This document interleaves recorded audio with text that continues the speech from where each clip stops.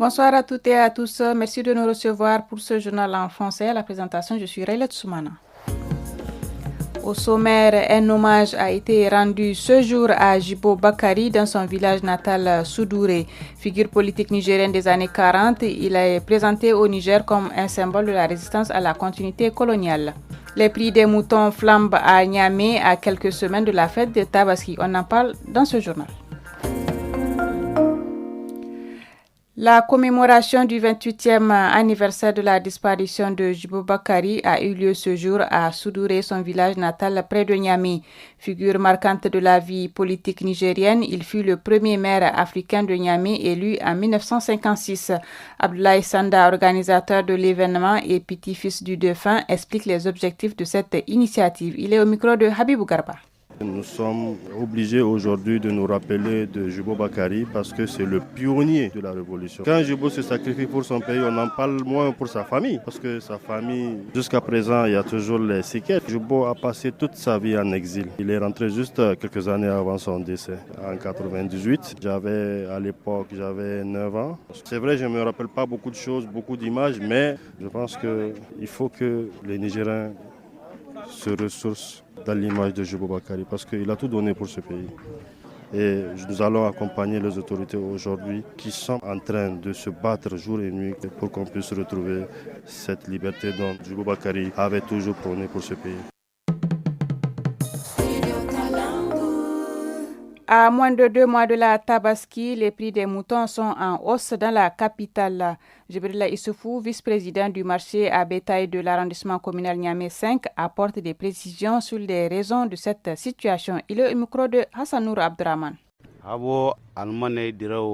Le commerce du bétail est devenu un véritable casse-tête. Nous ne pouvons plus nous approvisionner en animaux dans les villages car il n'y a pas plus de 3 marchés ruraux sur 10 qui sont régulièrement animés à cause de l'insécurité qui prévaut dans certaines zones du pays. Et si des milliers de grossistes se retrouvent dans ces 3 marchés à se disputer le peu d'animaux proposés, il ne peut y avoir que du surenchère. Sans compter que ces grossistes risquent leur vie en allant chercher ces animaux dans ces parties du pays. Actuellement, le prix du bélier varie entre 60 à 250 000 francs CFA en attendant que Dieu nous allège la situation. En début de semaine, des élèves d'une école primaire de Madarumfa dans la région de Maradi ont été mordus par une chienne.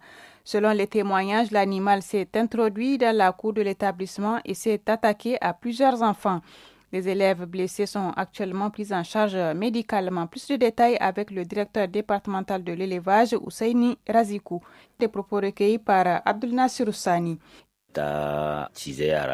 Une chienne a mordu 10 élèves avant d'être abattue. Le service de l'élevage a récupéré la tête de l'animal pour l'envoyer à Niamey via Maradi afin de confirmer ou d'infirmer la présence du virus de la rage. En attendant les résultats, le comportement agressif de l'animal laisse fortement suspecter un cas de rage. La semaine dernière, 2 autres cas ont été signalés à Safo et à Giratawa où une chienne a été placée sous observation. Les communes de Giratawa et de Madarumfa préparent une opération conjointe d'abattage des chiens errants prévue pour la semaine prochaine. Aujourd'hui, 16 avril, est célébrée la journée mondiale de la voix pour informer le grand public sur l'importance de la voix humaine. Le thème de cette année est axé sur la santé et le soin de la voix. À l'occasion, Marc Sewa, le maître principal de la chorale universitaire de Niamey, explique comment ces professionnels préparent leur voix. Il est au micro de Halimatou Amadou. La voix est l'élément principal qu'un choriste peut donner à un groupe de musique. Avant de l'utiliser, il faut des exercices vocaux. Il y a des échauffements que nous faisons en début de répétition ou en début de session afin de rendre les cordes vocales souples. Nous chantons des notes, par exemple, Do, Mi, Sol. Nous faisons ça pendant un moment et là nous montons Do, Mi, Sol, Do. Au fur et à mesure, la voix s'ouvre pour chanter convenablement. Donc si tu es journaliste, tu peux aussi pratiquer les exercices vocaux afin de préparer ta voix pour ta section. Et c'est sur ces notes que s'achève cette édition en français. Merci de l'avoir suivi.